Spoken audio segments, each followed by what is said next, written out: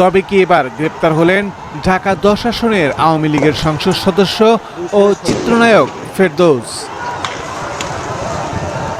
গত 5 আগস্ট শেখ হাসিনা সরকারের পতন হয়। ওই দিন রুবেল আদাবরের রিং রোডে মিছিলে অংশ নেন।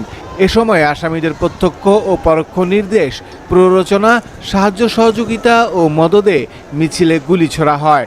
বুকে ও পেটে গুলিবিদ্ধ অবস্থায় রুবেলকে হাসপাতালে ভর্তি করা হয়েছিল। হাসপাতালে চিকিৎসাধীন অবস্থায় তিনি 7 আগস্ট মারা যান। ঢাকা 10 আসনের সাবেক সংসদ সদস্য ও ঢাকায় চলচ্চিত্রের জনপ্রিয় নায়ক ফেরদৌস আহমেদের বিরুদ্ধে হত্যা মামলা করা হয়। রাজধানী ঢাকার আদাবর থানায় দায়ের করা হয়েছে মামলাটি। ফ্যাসিস্ট আওয়ামী সরকার পতনের পর থেকে সাবেক এই সংসদ সদস্য অবশেষে গ্রেপ্তার হলেন বাংলাদেশের নির্বাচিত সংসদ সদস্য এবং বাংলাদেশের চিত্রনায়ক ফেরদৌস। তো বন্ধুরা, কোথায় থেকে এবং কিভাবে তিনি গ্রেপ্তার হলেন তা নিয়ে থাকতেছে আজকের ভিডিওতে বিস্তারিত। তো বন্ধুরা, এইবার এই বিষয় নিয়ে আমরা পর্যালোচনা এবং তদন্ত করে বেশ কয়েকটি খুবই গুরুত্বপূর্ণ তথ্য এবং ভিডিও ফুটেজ পাই, যা আজকের ভিডিওতে সেগুলোই এক এক করে ধারাবাহিক তুলে ধরা হবে। যদিও আজকের ভিডিওটা কিছুটা বড় হতে পারে, তবে আজকের ভিডিওতে জানতে পারবেন এই চিত্রনায়ক ফেরদৌস কোথায় থেকে এবং কিভাবে তিনি গ্রেপ্তার হলেন। তা জানলে আপনি ইতিমধ্যে অবাক হতে বাধ্য। সেই সাথে আরও জানতে পারবেন বর্তমান বাংলাদেশের রাজনীতির প্রেক্ষাপট আসলে কোন দিকে যাচ্ছে। বন্ধুরা, চলুন ভিডিওতে আজকে আর বেশি কথা বাড়াবো না, সরাসরি আজকে আমরা চলে যাব মূল ভিডিওতে। আর সেখানে আজকে আমরা দেখব এই বাংলাদেশের চিত্রনায়ক ফেরদৌস কোথায় থেকে এবং কিভাবে তিনি গ্রেপ্তার হলেন, নাকি এগুলো গুজব। ঢাকাই সিনেমার জনপ্রিয় চিত্রনায়ক ফেরদৌস আহমেদ রূপালী পর্দায় দাপিয়ে বেড়ানোর পর সক্রিয় হন রাজনীতির মাঠে। প্রথমবারের মতো জাতীয় সংসদ নির্বাচনে ঢাকা 10 আসনে আওয়ামী লীগের নৌকা প্রতীক নিয়ে জয়লাভ করেছিলেন তিনি। কিন্তু নির্বাচনের পর 1 বছরও সংসদ সদস্য হিসেবে থাকার সৌভাগ্য হল না ফেরদৌসের। ছাত্র জনতার এক দফা দাবির জেরে গত 5ই আগস্ট পদত্যাগ করে দেশ ছেড়ে পালিয়েছেন প্রধানমন্ত্রী শেখ হাসিনা। শুধু তিনি নন, তার দেশ ত্যাগের খবরের পর সরকারের অনেক মন্ত্রী এমপিরাও দেশ ছাড়েন, সেই সঙ্গে ভেঙে দেওয়া হয় সংসদও। এমত অবস্থায় খুব স্বাভাবিকভাবেই প্রশ্ন ওঠে মন্ত্রিসভার যারা দেশে রয়ে গেছেন তারা এখন কোথায় আছেন। বিশেষ করে চিত্রনায়ক ফেরদৌস আহমেদ এখন কোথায় রয়েছেন? তিনিও কি দেশ ছেড়েছেন, নাকি দেশেই কোথাও গা ঢাকা দিয়ে আছেন? ভারতীয় এক সংবাদ মাধ্যমে বলা হয়েছে ফেরদৌস নাকি এখনো ভারতে আছেন। তিনি একটা সময় টলিউডের একাধিক ছবিতে কাজ করেছেন। এই বিপদের সময় তার কাছে ভারতেই নিরাপদ আশ্রয় বলে মনে হয়েছে। যদিও কেউ কেউ আবার দাবি করেছেন ফেরদৌস মোটেও দেশ ছাড়েননি, বরং তিনি বাংলাদেশে কোথাও গা ঢাকা দিয়ে আছেন। এদিকে ফেরদৌসের মুঠোফোনও বন্ধ, তার ব্যক্তিগত সচিবের মোবাইল নাম্বারও বন্ধ রয়েছে। তাই নায়ক এখন কোথায় রয়েছেন সেই খবর এখনো নিশ্চিত করা সম্ভব হয়নি। প্রসঙ্গত 5 আগস্টের পর থেকেই খোঁজ নেই ফেরদৌসের। তাকে সবশেষ দেখা গিয়েছিল সরকার পতনের দিন কয়েক আগে পড়ে যাওয়া বাংলাদেশ টেলিভিশন পরিদর্শনে। চ্যানেলটির ওপর হামলার প্রতিবাদ জানিয়েছিলেন তিনি। এদিকে ফেরদৌসের গ্রেপ্তারের ব্যাপারটি চারদিকে চাউর হয়েছে, যদিও এর সত্যতা শুধু অভিনেতা সিদ্দিক নয়, নায়ক ফেরদৌস, রিয়াজ, যত অভিনেতা, যত দালাল ছিল, গত 16 বছর তেলের দাম বেড়েছিল এই সমস্ত দালালদের কারণে। সারাদিন শুধু তেল আর পাম মেরে মেরে চলতো পথ পাওয়ার জন্য, সুবিধা পাওয়ার জন্য। এই দালালদেরও বিচার করার দরকার আছে না নাই? গত 2 দিন আগে গ্রেপ্তার করা হয়েছে অভিনেতা সিদ্দিক, জানেন না? একেবারে ধরে তার শরীরের কাপড় চুপড় খুলে গণধোলাই দিয়েছে। এই সিদ্দিক বলেছিল আমার রক্তে আর কারো রক্ত নাই, শুধু আওয়ামী লীগের আর বঙ্গবন্ধু রক্ত। আর এই বাংলাদেশের ভাগ ধরলে সারে, শরীরে স্যার হাসিনা ধরলে সারে না, এমন বড় বড় বক্তব্য দিয়েছিল। সিদ্দিককে বলতে চাই, কোথায় তোমার শেখ হাসিনা? কাকে ধরবে? আল্লাহ এমন ধরা ধরলো, কোনো মতো জীবন নিয়ে মামু বাড়ি দিল্লি পালাতে বাধ্য হলো। এজন্য ক্ষমতার অহংকার করা হয় না। অনেকে তাদের পক্ষে মায়া কান্না কাটতেছে। আমরা পরিষ্কার করে বলি, যারা স্বৈরাচারের দোসর ছিল, যারা এই গণহত্যাকে সমর্থন করেছে, স্বৈরাচারকে সমর্থন করেছে, এদের বাংলাদেশে বিচার হওয়া দরকার।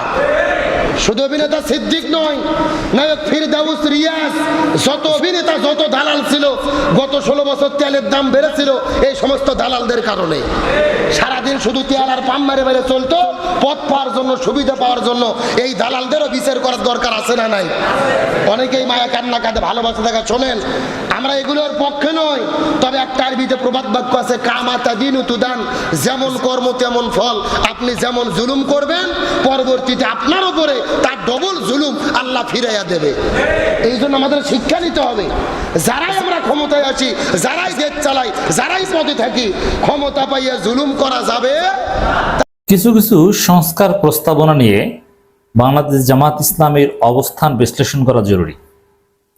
দর্শক, পাবলিক পারসেপশন এরকমই ছিল যে জামাত ইসলামী মানে সংস্কারের পক্ষে, তারা একটা নতুন বাংলাদেশ চায়। আর স্বাভাবিক, এটা তো সহজ বিষয়। জামাত শিবিরে যে কোনো জনশক্তি একমত হবেন যে হাসিনার বাংলাদেশ মুজিববাদী বাংলাদেশ। ৭২-এর যে ভারতের সংবিধান, আমিরে জামাত নিজে বলেছেন ৭২-এর সংবিধান ভারতের বসে রচিত হয়েছিল, ওই সংবিধান চলবে না।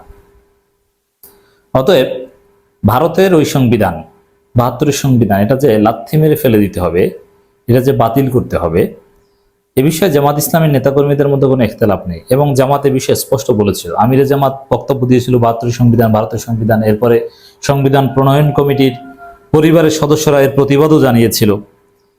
বিএনপির অনেকে বলেছিল এই সংবিধান মুক্তিযুদ্ধের উপর ভিত্তি করে রচিত সংবিধান, নানান কথাবার্তা বলেছিল। কিন্তু আপনি অবাক হবেন যে সেই জামাত ইসলামী এখন এই সংবিধান, বর্তমান এই মুজিববাদী ৭২-এর ভারতীয় সংবিধান বাতিল যায় না। এটা আশ্চর্যজনক না? তাহলে জামাত কার বুদ্ধিতে চলে? জামাতকে চালায় কারা? জামাত এতদিন বাতিল চাইলে এখন কেন বাতিল চায় না? গণপরিষদ নির্বাচন চায় না। এখন এই সংবিধান বাতিল চাইতে হলে, নতুন সংবিধান গ্রহণ করতে হলে গণপরিষদ নির্বাচন লাগবে। সেটাও জামাত চায় না। কেন চায় না? কার বুদ্ধিতে চায় না? এটা রহস্যজনক। প্রশ্ন আসতেই পারে, সন্দেহ আসতেই পারে, তাহলে ভারত জামাতকে সেট আপ দিয়েছে, তাহলে কেন গণপরিষদ নির্বাচনের বিরোধিতা করবে জামাত? কেন এই সংবিধান বাতিলের বিরোধিতা করবে জামাত? আর এটা জামাত শিবিরের জনশক্তির সবাই একমত যে হাসিনার বাংলাদেশ মুজিববাদী বাংলাদেশ, ভারত নিয়ন্ত্রিত বাংলাদেশ জামাতের জন্য অনুকূল নয়। অতএব বাংলাদেশটা নতুনভাবে স্বাধীন হয়েছে, নতুন বাংলাদেশ করতে হবে। রিসেট বাটন পুশ করেছে ডক্টর ইউনূস, এটার পক্ষে জামাতকে থাকতে হবে। এটাই হবে, যেহেতু ৭১-এর সেই ৭১ এবং ভারত মিশ্রিত যে বাংলাদেশ, সেটা ইসলামপন্থীদের জন্য অনুকূল নয়। অতএব এই সংবিধান বাতিল করার সুযোগ আসলে তো চোখ বুজে বাতিল করার পক্ষে থাকতে হবে। কিন্তু তারপরও এতদিন বাতিলের পক্ষে থেকেও এখন জামাত কেন এই বিষয়ে আপত্তি করছে, এটা সন্দেহজনক। দর্শক, একটা নিউজ কার্ড বিবিসি বাংলা থেকে নিয়ে এনসিপি তাদের অফিসিয়াল পেজ থেকে প্রচার করছে সংস্কার প্রস্তাবনা নিয়ে এনসিপি, জামাত ও বিএনপির অবস্থান। সেখানে প্রথমে দেওয়া হয়েছে নতুন সংবিধান প্রণয়ন বিষয়ে এনসিপির অবস্থান হচ্ছে নতুন সংবিধান ও গণপরিষদ নির্বাচনের পক্ষে, আর জামাত ইসলামীর অবস্থান হচ্ছে যে একমত নয়। এর মানে প্রথম দিকে আমিরে জামাত রাজনৈতিক বক্তব্যে জামাত নেতারা নতুন সংবিধান চাই, আগের সংবিধান বাতিল চাই, ৭২ সংবিধান, ভারতীয় সংবিধান এগুলো বললেও নতুন সংবিধান গ্রহণ এবং গণপরিষদ নির্বাচনের পক্ষে জামাত নয়। খুবই আপত্তিকর। কেন জামাত নতুন সংবিধানের পক্ষে, গণপরিষদ নির্বাচনের পক্ষে নয়? এই সংবিধান কেন বাতিল করতে চায় না? আমি মনে করি যে ভারত জামাতের কিছু নেতাকে ম্যানেজ করে এই সিস্টেমটা করেছে। এখানে ভারতের হাত আছে। ভারত চেষ্টা করছে। এখন আমি এটাও চেষ্টা করি। দেখেন, এখন আপনারা এইটার উত্তর পাচ্ছেন না, তাহলে জামাত কি ভারতের খপ্পরে পড়লো? না, জামাত ভারতের খপ্পরে পড়েনি। জামাতের কিছু নেতা ভারতের খপ্পরে হয়তো পড়েছে। আর জামাত ভারতের খপ্পরে থাকে না, থাকবে না, এটা সম্ভব নয়। এটা জামাত রিয়ালাইজ করবে। হয়তোবা ক্ষমতায় আসবে দ্রুত, এরকম শর্টকাট কোনো সিগন্যাল দিয়ে জামাতের কোনো নেতাকে কিছু বুঝিয়েছে, কিন্তু এটা চলবে না, এটা হবে না। বিএনপি জামাত এক্ষেত্রে একমত যে না, নতুন সংবিধান দরকার নেই, গণপরিষদ নির্বাচন দরকার। বিএনপি জামাত এক জায়গায় আর এনসিপি আলাদা জায়গায়। প্রধানমন্ত্রীর ক্ষমতা বিষয়ে একই ব্যক্তি দল প্রধান, সংসদ নেতা ও সরকার প্রধান হতে পারবে না, কিন্তু এক্ষেত্রেও জামাতের একটু আলাদা অবস্থা। বিএনপি বিষয়ে একদম একমতই নয় যে না, একই ব্যক্তি দলের প্রধান, মানে তারেক রহমান দুনিয়ায় সবকিছু হবে। বিএনপির কথা হচ্ছে এটা। আর জামাত বলছে যে সংসদ নেতা ও প্রধানমন্ত্রী এক ব্যক্তি, দল প্রধান ভিন্ন হতে পারে। তাই এটা ঠিক আছে, সংসদ নেতা প্রধানমন্ত্রী এক ব্যক্তি হতে পারে, আর তাও যদি আলাদা আলাদা করা যায় এটা ভালো হয়। নতুন নতুন পোস্ট পজিশন ক্রিয়েট হবে, পাওয়ার ডিসেন্ট্রালাইজ হবে, সমস্যা কি? যাক, এটা জামাতের সিরিয়াস কোনো অপরাধ না। কিন্তু এই যে নতুন সংবিধান ও গণপরিষদ নির্বাচনের পক্ষে নয় জামাত, এই জায়গাটা খুব স্পর্শকতার, এবং এখানে ভয়ানক মেকানিজম আছে, সন্দেহজনক মেকানিজম আছে।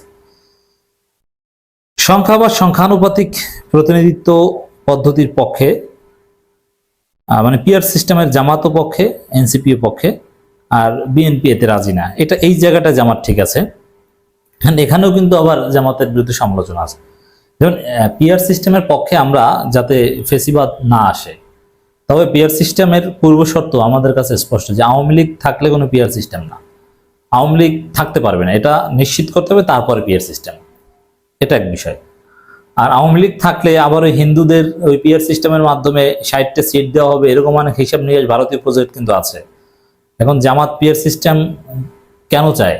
এক সময় কিন্তু পিয়ার সিস্টেম অতটা চায়নি, এক সময় চেয়েছিল। এটাকে ওই ভারতের হিন্দুদের 60 সিট দেওয়ার কোনো মেকানিজম কিনা, এইসব হিসাব নিকাশও কিন্তু আমাদের সামনে আনতে হবে। যাক, ওভারঅল পিয়ার সিস্টেমের পক্ষে আমরা, তবে তার আগে আওয়ামী লীগকে নিষিদ্ধ করতে হবে, আওয়ামী লীগ নির্বাচনে অংশগ্রহণ করতে পারবে না। এটা ঠিক থাকলে পিয়ার সিস্টেম ঠিক আছে। আগে স্থানীয়, পরে সংসদ নির্বাচনের পক্ষে, এই জায়গাটায় জামাত ঠিক আছে, বিএনপি তো উল্টা লাইনে। রাষ্ট্রপতি, প্রধানমন্ত্রী ও সরকারের মেয়াদ হবে 4 বছর, কিন্তু জামাত এখানে 4 বছরের পক্ষে নয়, 5 বছর। আমার মনে হয় যে এটা এখন 4 বছরই যৌক্তিক, জামাতের অবস্থানটা ভুল। জাতীয় স্থানীয় সরকার নির্বাচন ও তত্ত্বাবধায়ক সরকারের অধীনেই করার পক্ষে, হ্যাঁ, এখানেও জামাত একমত, এটা ঠিক আছে। বিএনপি অবশ্য, বিএনপির নামই তো বাংলাদেশ জাতীয়তাবাদী দ্বিমত পার্টি, আপত্তি পার্টি, তারা কোনো কিছুতেই একমত নয়। তো দর্শক, এইসব সংস্কারের কিছু কিছু পয়েন্টে, বিশেষ করে সংবিধান প্রশ্নে জামাতের এই অবস্থান আপনারা নিঃসন্দেহে অবাক হয়েছেন। তো এটা জামাতকে পুনর্বিবেচনা করতে হবে। আমরা, আমাদের কথা স্পষ্ট, গণপরিষদ নির্বাচন হতে হবে এবং এই সংবিধান বাতিল করে নতুন সংবিধান হতে হবে। 24 সালের আগস্টের বা আমাদের বিপ্লবের একটা স্পিরিট হচ্ছে নতুন বাংলাদেশ। নতুন বাংলাদেশ হতে হলে নতুন সংবিধান হতে হবে। সংবিধান মানুষের জন্য, সংবিধান বিরোধিতা কেন করবে? এটা পরিবর্তনশীল, এটা কোনো বাইবেল নয়। এটা যুগের সাথে তাল মিলিয়ে মানুষের প্রয়োজনের আলোকে পরিবর্তন হবে, নতুনভাবে গৃহীত হবে।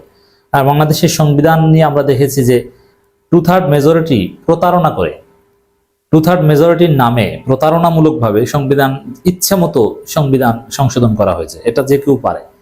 অতএব কখনো জিয়াউর রহমান এসে এরশাদ এসে সামরিক ডিক্রির মাধ্যমে সংবিধান পরিবর্তন হয়, আর হাসিনা তো সকাল সন্ধ্যা সংবিধান সংশোধন করতো, বলে যে 2/3 মেজরিটি। এইসব ধান্দাবাজি বাদ দিতে হবে। গণপরিষদ ছাড়া সংবিধান সংশোধন করা যাবে না। অতএব যদি প্রকৃতপক্ষে জনগণের শাসন প্রতিষ্ঠিত করতে হয়, গণপরিষদ নির্বাচন হতে হবে। গণপরিষদ নির্বাচনের বিরোধিতা করাটা প্রতারণার পক্ষে অবস্থান নেওয়ার সামিল। তো জামাত তো সেটাই করছে। রাষ্ট্র পরিচালনার মূলনীতি সহ গুরুত্বপূর্ণ বিষয়গুলোতে পরিবর্তন বা সংস্কার প্রশ্নে বিএনপি, জামাত ইসলামী সহ রাজনৈতিক দলগুলোর মধ্যে বড় রকমের ভিন্নতা বা পাল্টাপাল্টি অবস্থান দেখা যাচ্ছে। যদি অন্তর্বর্তী সরকার গঠিত জাতীয় ঐক্যমত কমিশন তাদের সংস্কার প্রস্তাব নিয়ে ঐক্যমত তৈরির লক্ষ্যে রাজনৈতিক দলগুলোর সঙ্গে আলোচনা চালাচ্ছে, যাতে ভিন্নতা বা মতপার্থক্য দূর হওয়ার কোনো ইঙ্গিত পাওয়া যায়। এটা আমরা আগেও বলেছি যে এই রাজনৈতিক দলগুলো যে অবস্থান যেভাবে নিয়েছে, কেউ নিজস্ব চিন্তা ভাবনা থেকে, কেউ ভারতের বুদ্ধিতে, ওই অবস্থান আলেরিয়াজরা সারাদিন পড়ালেও চেঞ্জ হবে না।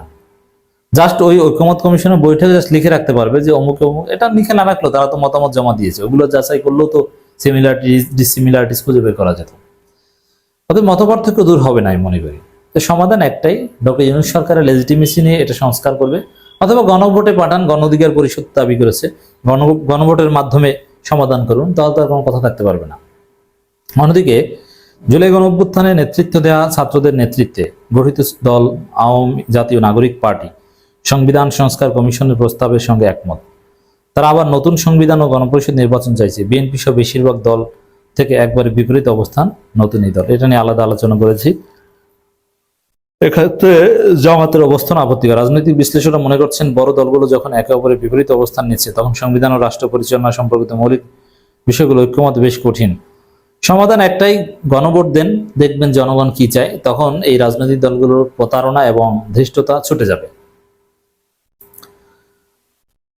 এনসিপি, বিএনপি, জামাত ভিন্ন মত যেসব ক্ষেত্রে। এনসিপি বর্তমান সংবিধান বাতিল, এই সংবিধান নিয়ে আলোচনা করেছি। এইটাই হচ্ছে মূল। আমি মনে করি যে আগামী দিনে বাংলাদেশ যেদিকে যাচ্ছে সংস্কার ইস্যুতে, আসলে at the end of the day গণভোটের বিকল্প নেই। গণভোটে সমাধান করতে হবে, কারণ রাজনৈতিক দলগুলো ভারতের খপ্পরে পড়ে বা নানানভাবে তারা ডক্টর ইউনূসকে এই স্বাভাবিকভাবে সংস্কার করতে দিবে না, বা শেষ বিন্দু দিয়ে সংস্কার ঠেকিয়ে দেওয়ার চেষ্টা করবে। অতএব গণভোট দিন। তো দর্শক, জামাত ইসলামের এই অবস্থানটা হতাশাজনক। তবে আমি বিশ্বাস করি, এখানেও যদি গণভোট দেওয়া হয়, সাংগঠনিকভাবে জামাত যাই বলুক, যদি গণভোট প্রশ্ন আসে, সাপোজ জামাত গণপরিষদ নির্বাচন চায় না, নতুন সংবিধান চায় না, কিন্তু আপনারা কি গণপরিষদ নির্বাচন চান, নতুন সংবিধান চান? এই প্রশ্নে গণভোট হোক, দেখবেন যে জামাত শিবিরের নেতাকর্মীরা, জনশক্তির, এরা সবাই নতুন সংবিধান, গণপরিষদ নির্বাচনের পক্ষে ভোট দিবে। আসসালামু আলাইকুম রহমতুল্লাহি ওবরকাতুহু। সম্মানিত দর্শক, আপনারা যারা হিন্দি সিনেমা দেখেন, সেই হিন্দি সিনেমাতে প্রায় আমরা দুটো দৃশ্য দেখে থাকি। এক নম্বর দৃশ্য হলো যে পাকিস্তানের সঙ্গে ভারতের যুদ্ধ হচ্ছে, এবং সেই যুদ্ধে নায়ক অর্থাৎ ভারতের যারা সেনা কর্মকর্তা, সেটা অজয় দেবগন হন, শাহরুখ খান হন, কিংবা সুনীল দত্তর ছেলে যে সঞ্জয় দত্ত তিনি হন, অর্থাৎ ড্যাশিং হিরো যারা রয়েছেন, তারা মানে পাকিস্তানকে যে কি নাস্তা নাবুদ করে, 1 মিনিটের মধ্যে তাদেরকে শেষ করে দেওয়া হয়। এবং যেভাবে চলচ্চিত্রে তাদেরকে চিহ্নিত করা হয় যে এরা পেটুক, একেবারে দুর্বল, অসহায়, তাদেরকে যে কোনো সময় একটা টিপ দিয়ে ভারত মেরে ফেলতে পারে। ভারত খুব দয়ার দেশ, দাতার দেশ, তারা খুব উদার, ইচ্ছা করেই পাকিস্তানকে মারছে না, এরকম একটা ভাইব তুলে পুরো ভারতের যে 130 কোটি জনগণ, সেই 130 কোটি জনগণের মধ্যে ভারতীয় সেনাবাহিনী সম্পর্কে এরকম একটা ধারণা তৈরি করা হয়েছে চলচ্চিত্রের মাধ্যমে যে পৃথিবীতে এর চাইতে বড় কোনো সামরিক বাহিনী নেই। The Indian navy, the Indian air force, তারপরে দ্য ইন্ডিয়ান মিলিটারি, তাদের সঙ্গে সঙ্গে তাদের যে গোয়েন্দা সংস্থা রয়েছে, এবং তাদের কিছু স্পেশাল ফোর্স রয়েছে, প্যারাট্রুপার রয়েছে। তারা মনে করে এই চলচ্চিত্রের মাধ্যমে এমনভাবে ফুটায় তোলা হয়েছে যে ভারত ইচ্ছে করে পৃথিবী জয় করতে পারে, আলেকজান্ডারের মতো সারা পৃথিবী জয় করতে পারে, আমেরিকাও তাদের কাছে কোনো বিষয় নয়। এই গেল একটা দৃশ্য আমরা হিন্দি চলচ্চিত্রের মাধ্যমে আমরা যারা দেখি বাংলাদেশে বসে, তারাও ঠিক এরকম একটা অবস্থা আমাদের তৈরি হয়ে গেছে ভারতীয় আর্মির সম্পর্কে। এবং এই ভয়ের কারণে সীমান্তে যখন ফেলানি হত্যাকাণ্ড হয়, এবং এই ভয়ের কারণে যখন আমাদের নিরীহ কৃষকদেরকে ধরে নিয়ে গুলি করে মেরে ফেলে, আমরা কেবলই মাত্র চলচ্চিত্রের যে ভয়ের কারণে তাদেরকে কিছু বলি না। কিন্তু এই গত 7-8 মাসে আমরা দেখতে পাচ্ছি যে সেই চলচ্চিত্রের নায়ক মহানায়ক ভারতের যে সৈনিকরা, তারা আমাদের বিএসএফের যে দুর্বৃত্তরা যারা রয়েছে, তারা আমাদের বিজিবির যারা সদস্য রয়েছেন তাদের পা ধরছেন, প্রাণ ভিক্ষা করছেন। এবং গত কয়েক মাসে যে কোনো ঘটনা যা কিছু তারা ঘটিয়েছে, তার সমান উত্তর, একেবারে সমান সমান, এটা আমাদের জনগণ দিয়েছে। এবং কয়েকদিন আগে একটা ভিডিওতে দেখলাম যে সীমান্তে একজন সাধারণ ইউটিউবার, তো তার সঙ্গে অস্ত্রধারী কয়েকজন বিএসএফ সদস্যের কথা হচ্ছে, এবং সেখানে বিএসএফ তাকে তু করে, মানে তুই করে কথাবার্তা বলার চেষ্টা করছে, তু কোন হায় রে, এরকম। তো সেখানে ইউটিউব বলছে, হাউ ডিয়ার ইউ আর, আপনি আমার সঙ্গে আপ না বলে তু কেন করছেন? এবং একটা সময় দেখা গেল সেই ইউটিউবারের ধমকে বিএসএফের যারা জওয়ান বা সদস্য অস্ত্রধারী, তারা একেবারে রীতিমতো বলেছে ক্যামেরা বন্ধ করো, ছবি তুলো না, ইত্যাদি ইত্যাদি। তো এরকম একটা অবস্থা আমাদের সীমান্তে তৈরি হয়ে গেছে। তাহলে পাকিস্তানের অবস্থা কি? আপনি পাকিস্তানের সেনাবাহিনীর প্রধানের যে কয়েকদিনের যে বক্তব্য, এই কয়েকদিনের বক্তব্য দেখলেই আপনি বুঝতে পারবেন যে তাদের দৃঢ়তা কোন পর্যায়ে। আর অন্যদিকে ভারতের কিছু সামরিক কর্মকর্তা, সাবেক বর্তমান যারা আছেন, তারা তো কেউ বক্তব্য দিচ্ছেন না। এর মধ্যে শোনা যাচ্ছে যে একজন শীর্ষ জেনারেল, লেফটেন্যান্ট জেনারেল, যিনি কিনা কাশ্মীর অঞ্চলের কমান্ডিংয়ে ছিলেন, কোর কমান্ডার হিসেবে ছিলেন পুরো কাশ্মীর অঞ্চলে, লেফটেন্যান্ট জেনারেল মানে একটা কোরের দায়িত্বে, তাকে গ্রেপ্তার করা হয়েছে। এর কারণ হলো তিনি এই একটা সাজানো যুদ্ধ তিনি করতে চাচ্ছিলেন না, এবং তিনি জানেন যে এটি সাজানো যুদ্ধ, অসম যুদ্ধ, এবং ভারতের যে ভাইব রয়েছে সেখানে সেই ভাইব নিয়ে সত্যিকার অর্থে যারা গেরিলা রয়েছে, এখানে পাকিস্তানের বিভিন্ন গেরিলা রয়েছে, তার সঙ্গে সঙ্গে পিছনে সেনাবাহিনী রয়েছে, তাদের সঙ্গে আসলে যুদ্ধ করলে হাজার হাজার ভারতীয় সৈন্য মারা যাবে। ফলে তিনি গ্রেপ্তার ওয়ারেন্ট করেছেন। এরকম খবর ছড়িয়ে পড়েছে, আমরা এই ভদ্রলোকের ছবিও দেখেছি। তো এইরকম একটি অবস্থা রিয়েলি এখন প্র্যাকটিক্যালি চলছে। এখন শুরু করি। শুরুটা হলো যে কাশ্মীরের একটি এলাকাতে, যেটিকে পাহেলগাম, এখানে সন্ত্রাসী হামলা হলো এবং 26 জন থেকে 30 জন পর্যটককে মেরে ফেলা হলো। পাকিস্তান এবং ভারত বিরোধী শক্তি তারা বলছে যে এটা মোদির একটা কৌশল। এই মুহূর্তে মোদি অনেকগুলো সমস্যার মধ্যে রয়েছেন, দেশের ভিতরে, দেশের বাইরে। তো সেই সমস্যা, তার সঙ্গে সঙ্গে আবার তার একটা অপশন নেওয়ার ব্যাপারও চলে এসেছে। সব মিলিয়ে তিনি একটা জটিল অবস্থা তৈরি করতে চাচ্ছেন। অনেকে বলার চেষ্টা করছেন আমাদের এই অংশে তিনি বাংলাদেশের সঙ্গে একটা ঝামেলা জড়াতে চাচ্ছেন, আর ওয়েস্টার্ন ফ্রন্টে পাকিস্তানকে ব্যস্ত রাখতে চাচ্ছেন। এর কারণ হলো পাকিস্তান বাংলাদেশের অভ্যন্তরীণ ব্যাপারে নাক গলাচ্ছে। তো সেক্ষেত্রে পাকিস্তানকে যদি ওয়েস্টার্ন ফ্রন্টে বিজি রাখা হয়, তাহলে তিনি ইস্টার্ন ফ্রন্টে যে কোনো একটা ব্যবস্থা নিতে পারবেন, ওই ওয়েস্টার্ন ফ্রন্টে পাকিস্তানের ওসিলা ধরে।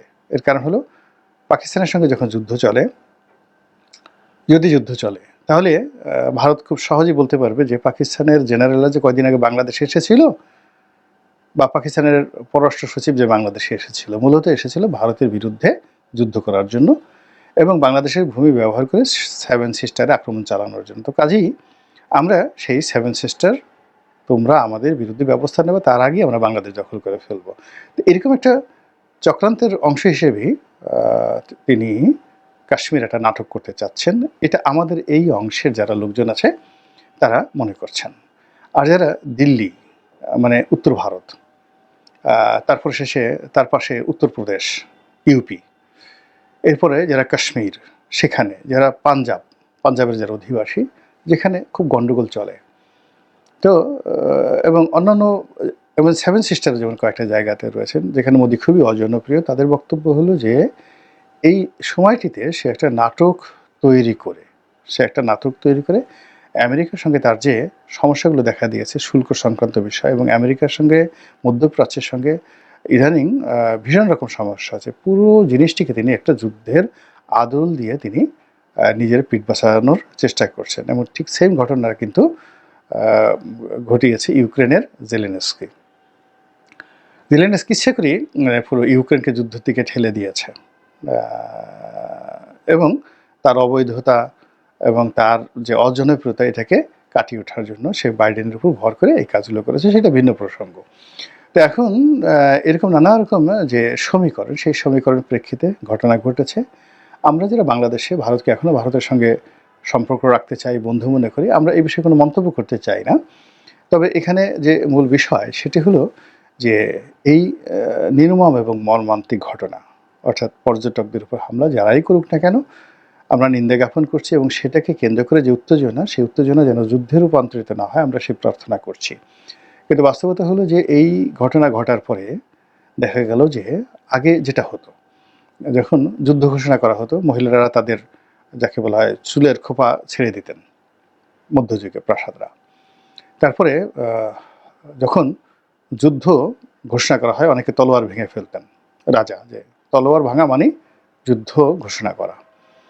এরপর আরও অনেক কিছু সিমটম। তো এক্ষেত্রে দেখা গেল যে এইবার মিস্টার নরেন্দ্র মোদী ইংরেজিতে একটা ভাষণ দিলেন, এবং সারা দুনিয়াতে তিনি সাধারণত ইংরেজিতে ভাষণ দেন না, ভাষণে যে কথাটি বললেন যে আমাদের স্বাধীনতা, সার্বভৌমত্ব, আমাদের দেশের অভ্যন্তরীণ বিষয়ে যদি কোনো রকম হস্তক্ষেপ হয় আমরা যুদ্ধ করব। এরপর শুরু হলো তাদের যে ভারত মহাসাগরে যে সাবমেরিনগুলো রয়েছে, তারপরে সেখানে যে যুদ্ধজাহাজ রয়েছে সেগুলোর প্রচণ্ড মহড়া, তারপরে তাদের যে বিমান বাহিনী রয়েছে সেখানে যুদ্ধ বিমানগুলোর একেবারে রীতিমতো মানে আপনারা যারা দেখেছেন মানে এটা ভয়ঙ্কর একটা অবস্থা, তারা উড়াতে লাগলো এগুলো। এবং এগুলো উড়াতে গিয়ে একটা বিমান তো দেখা গেল যে তাদের নিজের দেশের মধ্যে বোমা বর্ষণ করে বসলো, বললো যেটা আমাদের ভুল হয়েছে। ভারত ধরে নিয়েছে যুদ্ধ হবে এবং যুদ্ধে ভারত 1 মিনিটের মধ্যে পাকিস্তান দখল করে ফেলবে। এবং ভারতীয় যারা লোকজন রয়েছে তারা খুবই উল্লসিত যে পাকিস্তানের মতো একটা দুষ্ট রাষ্ট্র যদি দখল হয়ে যায় তাহলে তারা বেলুচিস্তান স্বাধীন বালুচ যে আন্দোলন, সে আন্দোলন করছে সেটাকে আলাদা একটা রাষ্ট্র করে দেবে, পাঞ্জাবকে দখল করে নেবে, জম্মুর উল্টো দিকে যেটা আজাদ কাশ্মীর রয়েছে সেটাকে তারা একত্র করে পুরাটা কাশ্মীরকে একীভূত করে ফেলবে। আরও অনেক বড় বড় স্বপ্ন তারা দেখার চেষ্টা করছে, যারা ভারতকে মনে করে যে তারা সত্যিকার অর্থে একটা যাকে বলা হয় পরাশক্তি, 1 ঘন্টার মধ্যে পাকিস্তান দখল করে ফেলবে। কিন্তু এইভাবে নরেনের মধ্যে সে ইংরেজি বলা এবং সব কিছু করার পরেও দেখা গেল যুদ্ধ শুরু হচ্ছে না। আমি যখন এই হেডলাইনটা দিই তখন 10 দিন ছিল, আর আমি এই ভিডিওটি যখন করি তখন অর্থাৎ আজকে মার্চ মাসে মানে মে মাসের 3 তারিখ, তো 3 তারিখে আসলে 13 দিন হয়ে গেছে এই মানে ঘটনা ঘটার পরে। যেদিন প্রচার করবো সেদিন হয়তো 14 দিন 15 দিন এরকম হয়ে যাবে। তো এখন ভারতীয় অনেকগুলো সাংবাদিক বুদ্ধিজীবী তারা বিভিন্ন জায়গাতে কমেন্ট করছে যে আর যুদ্ধ করতে হবে না। নরেন্দ্র মোদীকে বলছে যে তুমি এখন ঘরের মধ্যে ঢুকে তুমি তোমার বুড়ো আঙ্গুল আছে, বাচ্চারা দেখবেন যে বুড়ো আঙ্গুল চুষনির মতো চুষে, তো এরকম বুড়ো আঙ্গুল চুষতে থাকো, পাকিস্তানের সাথে যুদ্ধ করার মরদ তোমার নেই।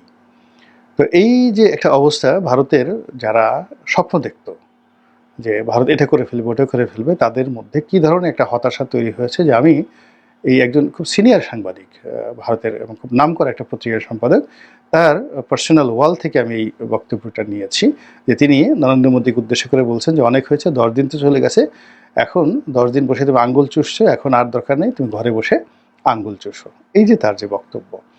তো এইরকম একটা অবস্থা তৈরি হয়েছে। এর মধ্যে যেগুলো হলো সেটা হলো পাকিস্তানের সাথে অনেকগুলো চুক্তি তাদের ছিল, তার মধ্যে খুবই গুরুত্বপূর্ণ একটা চুক্তি হলো পানি চুক্তি। যদি এই পানি চুক্তিতে তাদের কিছুই করার নেই, কিন্তু এই পানি চুক্তিতে তারা বাতিল করে দিয়েছে। এই বাতিলের ফলে পাকিস্তানের কিছুই হবে না, ভারতও কিছু করতে পারবে না, সিন্ধু নদীর পানির গতিপথ তারা এই মুহূর্তে ফেরাতে পারবে না। তারা তাদের উজানের যে কয়েকটা নদীতে আছে, তারা যেখানে নিয়মতান্ত্রিকভাবে বাঁধ তৈরি করেছিল, পলানো ছাড়েন কাপুরুষের মতো সেই বাঁধগুলো ছেড়ে দিয়ে দেখা গেল পাকিস্তানের বিস্তীর্ণ এলাকা তারা ভাসিয়ে দিয়েছে। মানে এটা কি বলবো যে অনেক সময় যে এর চেয়ে কাপুরুষতা আর হতে পারে না, এই কাজটি তারা করেছে। এবং তারা বলছে যে আমাদের হাতে আরও 2টো রিজার্ভে প্রায় 10,000 কিউসেক পানি আছে, এবং তোমরা যদি বেশি বাড়াবাড়ি করো ওই 10,000 কিউসেক পানিও ছেড়ে দেব। এবং এটা মোদি মিডিয়া বা গদি মিডিয়া যাদেরকে বলা হয়, তারা এই সমস্ত ধরনের প্রচার এবং প্রোপাগান্ডা চালিয়ে যাচ্ছে। এরই মধ্যে যুদ্ধের দামামা কমে গেছে, জনগণের যে ভয় আতঙ্ক পাকিস্তানি জনগণের সেটা কেটে গেছে।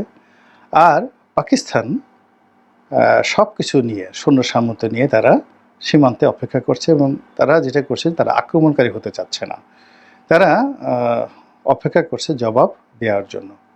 এবং অতীতে যে কয়বারই যুদ্ধ হয়েছে এবং সাম্প্রতিক সময়ে এই মোদি ক্ষমতায় আসার পরে যে কটি ঘটনা ঘটেছে, প্রায় সবগুলো ঘটনাতেই ভারতীয় সেনাবাহিনী অগ্রগামী হয়ে আক্রমণ করেছে, নাস্তানাবুদ হয়েছে, এবং তাদের অনেক সৈন্য পাকিস্তানের সৈন্যের হাতে ধরা পড়েছে, এবং পাকিস্তানিরা তাদেরকে কয়েক মাস আটকে রেখেছে, তাদের মোষ কেটে দিয়েছে, দাড়ি কেটে দিয়েছে, তারপর তাদেরকে আবার ভারতের হাতে হস্তান্তর করেছে। এবং একই ঘটনা কিন্তু ঘটেছে চীন সীমান্তে, এবং চীন যেটি করেছে সেটা হলো চীনের বেশ কয়েকটি সীমান্তে, বিশেষ করে আমরা ওই যে 3 ইডিয়টস যে দেখি সেখানে যে এলাকা রয়েছে, তো সেই এলাকার একটা বিরাট অংশ 20,000 বর্গ কিলোমিটার, 20,000 বর্গ কিলোমিটার এলাকা চীন দখল করে নিয়েছে, এবং এটার জন্য তারা কোনো যুদ্ধ করতে হয়নি। তারা শুধুমাত্র কুম্ফু দিয়ে, ক্যারাত দিয়ে সেই প্রায় 1,000 ভারতীয় সৈন্যকে তারা ভীষণভাবে আহত করেছে। অর্থাৎ ওখানে ভারতীয় সীমান্তে যে ভারতীয় সৈন্য রয়েছে তাদের সাথে দেখা গেল যে মানে চীনের যে সৈন্যরা তারা এসে একটা হাতাহাতি লড়াই, এবং হাতাহাতির লড়াইতে তারা বেদম পিটুনি খেয়েছে ভারতীয় সৈন্যরা, এবং 1,000-এর মতো তারা চীনের কাছে যাকে বলা হয় বন্দী হয়েছে। তো এটি নিয়ে খুব কৌতুক হয়েছে, অনেক কিছু হয়েছে। তাদেরকে জিজ্ঞাসা করা হয়েছে এমন হলো কেন, তো বলে যে আমরা তো ওদের সাথে কুম্ফু কারাত করার জন্য লড়াই করেছি, কিন্তু কুম্ফু কারাতের মাঝে ওরা হুট করে করেছি কি ওদের পিছনে এক ধরনের বড় লাঠি ছিল, এবং লাঠির মাথায় গজাল প্যারাক বসানো ছিল। ওরা সেটা বের করে এসে সেই কুম্ফু কারাত বাদ দিয়ে ওটা দিয়ে আমাদেরকে খোঁচাতে থাকে, পিটাতে থাকে। তখন আমরা অসহায় হয়ে পড়ি। তারপরে বোঝার চেষ্টা করেন যে এটা রাষ্ট্রীয় পর্যায়ে 1,000 সৈন্য, মানে যারা চীনের হাতে ধরা পড়েছে মানালি, ওই যে মানালি ওই সীমান্তটিতে তো ধরা পড়েছে, আর আহত হয়েছে কত। এবং ওই ক্ষত কাটাতে না কাটাতেই আবার দেখা গেল যে পাকিস্তানের সাথে তারা একটা ধরা খেলো। ওই পাকিস্তানের মানে পাইলট, মানে ভারতের এক পাইলট গিয়ে পাকিস্তানে তারা পড়ে গেল, এবং তখনও কিন্তু এই একই ঘটনা ঘটেছিল এই কাশ্মীর নিয়ে। আবার এখন এই তৃতীয় ঘটনা যে হম্বি দেখাচ্ছে, এবং ওটার অ্যাগেনস্টে আমাদের বাংলাদেশেও কিন্তু একটা ভাইব তৈরি হয়ে গেছে। বাংলাদেশে এক ধরনের একটা প্রস্তুতি চলছে।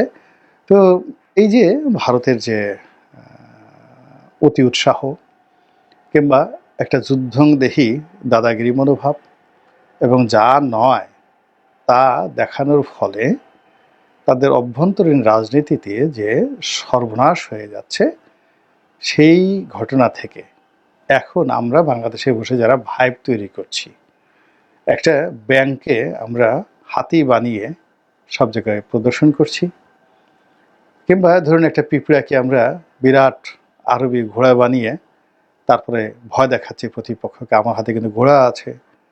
তাদের আগামী দিনে কী পরিণতি হতে পারে সেটা এই যে সাম্প্রতিক সময় ভারতের যে ঘটনা তার থেকেই আমরা অনুমান করতে পারি। মহান আল্লাহ আমাদের সবাইকে হেদায়েত দান করুন এবং হেফাজত করুন। আসসালামু আলাইকুম ওয়া রাহমাতুল্লাহি ওয়া বারাকাতুহু। ধন্যবাদ প্রিয় দর্শকবৃন্দ, আমাদের ফুল ভিডিওটি দেখার জন্য আপনাকে জানাই অসংখ্য ধন্যবাদ। তো বন্ধুরা, এতক্ষণ আপনারা যে ভিডিও ফুটেজ দেখতে পেয়েছেন, বাংলাদেশ চিত্রনায়ক ফিরদাউস বা বাংলাদেশ নির্বাচিত সংসদ সদস্য ফিরদাউস গ্রেপ্তার, এমন একটি নিউজ বর্তমান বাংলাদেশের সোশ্যাল মিডিয়াতে ভাইরাল হয়ে ছড়িয়ে পড়ছে। তো বন্ধুরা, এটা কি সত্য নাকি গুজব, তাই আপনারা ইতিমধ্যে ভিডিও থেকে বুঝতে পারছেন এটা কিন্তু একটা গুজব, এটা কিন্তু সত্য না। আর এমন নিত্য নতুন আপডেট ভিডিও সবার আগে পেতে চাইলে এখনই আমাদের এই পিচ্চি সাহেব ইউটিউব চ্যানেলটি সাবস্ক্রাইব করুন। ধন্যবাদ।